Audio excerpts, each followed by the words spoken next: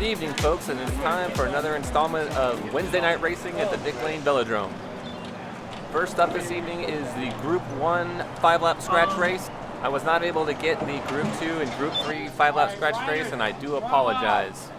For this evening's Group 1 race, we have 10 riders in the field. It's an all-out race to the finish line.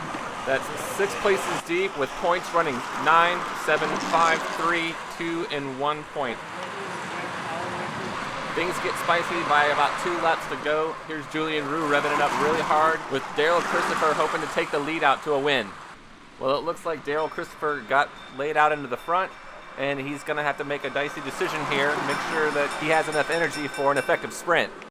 With Aaron Young overtaking Daryl Christopher, again, that he has the skills to set up a well-executed mass start sprint.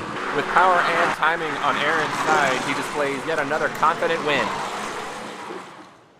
Next up is the Group 3 10-lap tempo race, which means each lap only provides 1 point for the first person crossing the line, so that's 1 point per lap. Right away, Kenny Gilead goes into pursuiter mode. He's going to try to hold long and steady to get as many points as he can.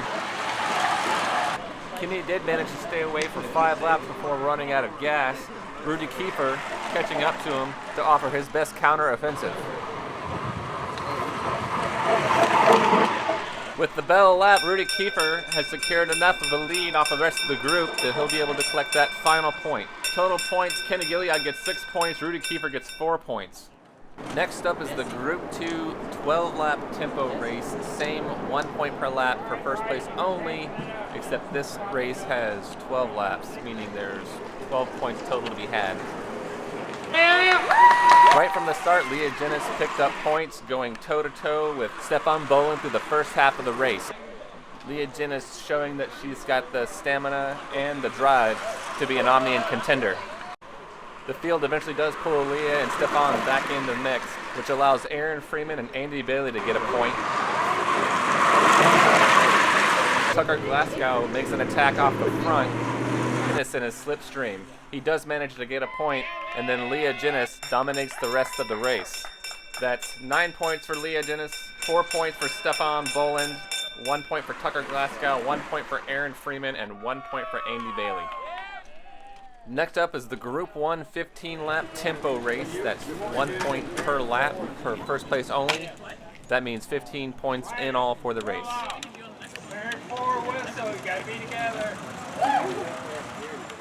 With a field of 11 riders this time, it looks like it's going to be pretty competitive.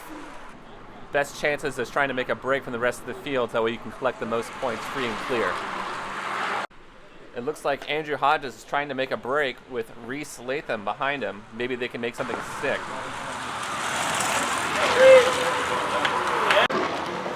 Although it's a valiant effort, it looks like there's just too much strength in that field behind them for them to actually stay away for the rest of the race.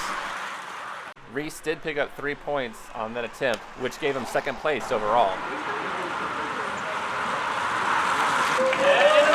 Total rundown is Aaron Young for first place, Reese Latham for second place, Andrew Hodges for third place, Max Ostrich for fourth place, Julian Roux for fifth place, and Daryl Christopher for sixth place.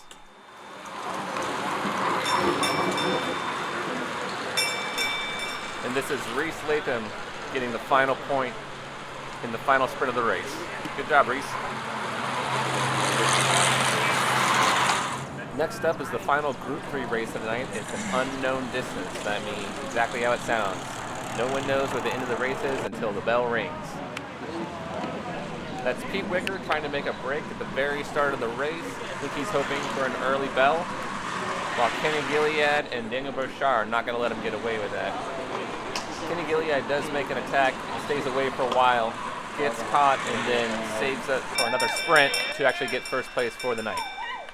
Check out the tussle for second and third place position as Amelia Hicks and Daniel Brochard.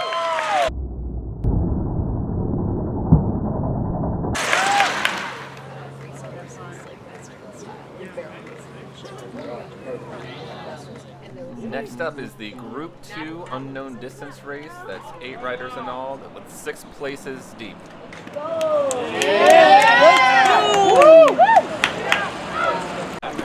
This field field stayed pretty well together, pretty well behaved. I think they were saving it up for the 30-lap points race that came after it.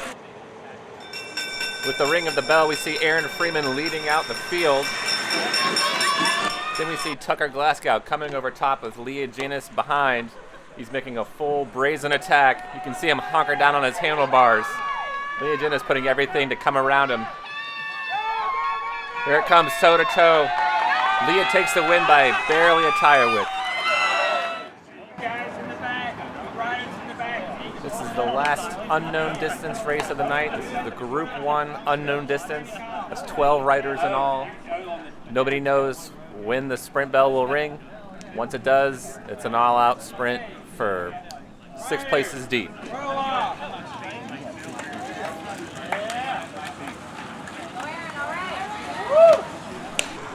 That's Johnny Rhodes Delbridge making an early break, hoping to stay away in the event that the bell does ring early enough. He can get a head start on the sprint.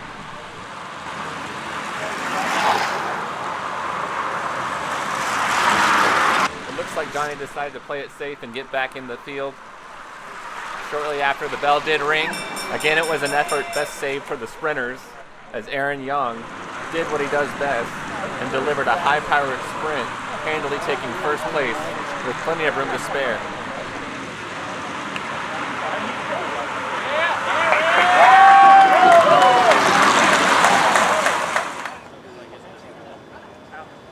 Next up is the last Group 2 race of the night. It's the 30-lap points race.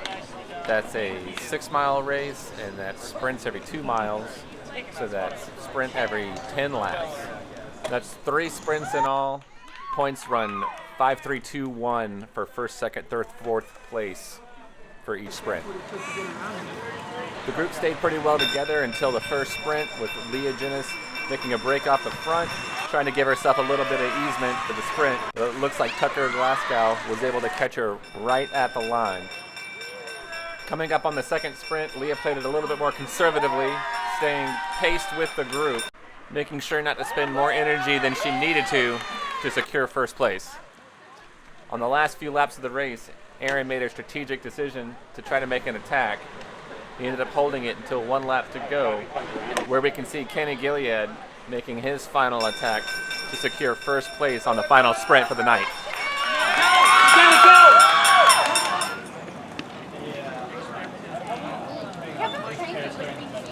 And the final race of the night is the Group 1 60-lap points race.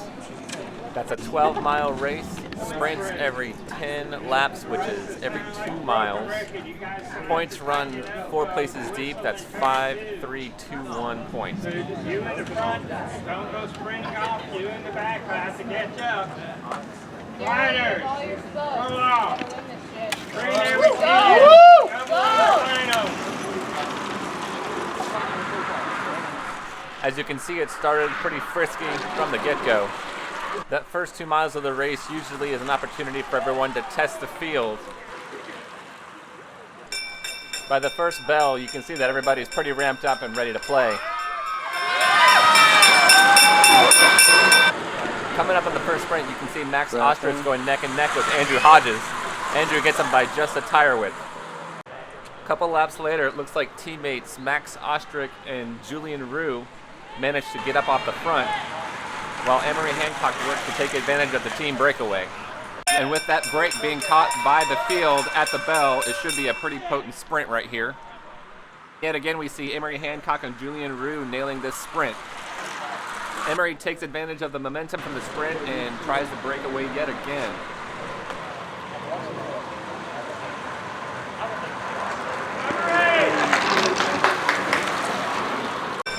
And it looks like Emery was caught yet again by the field. Max leading the front of the sprint this time around. Looking that half the points are gone now in this race. They're going to get more valuable from here out.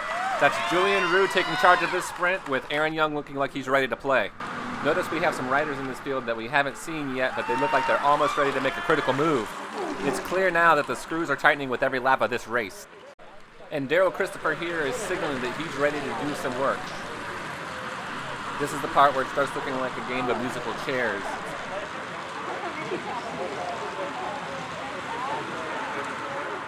With 25 to go, we see Julian Rue responding to Daryl Christopher's call. Rumor has it that Daryl's been logging 500-mile weeks recently, so he should have some long staying power. Julian claims first place on the 4th sprint of the night. However, the field is not far behind, and they are gaining. Second to last sprint, and the group's all together. Aaron Young is in a favorable position to make an attack, with Julian Rue and Emery Hancock ready for the move. And Aaron Young makes the attack with Julian Rue taking advantage of the lead out. Let's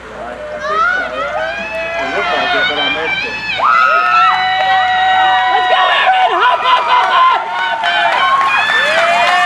hop! With Julian Rue overextended off the front of the last sprint, and the field is starting to look a little tired, Daryl Christopher decides to make a break once and for all.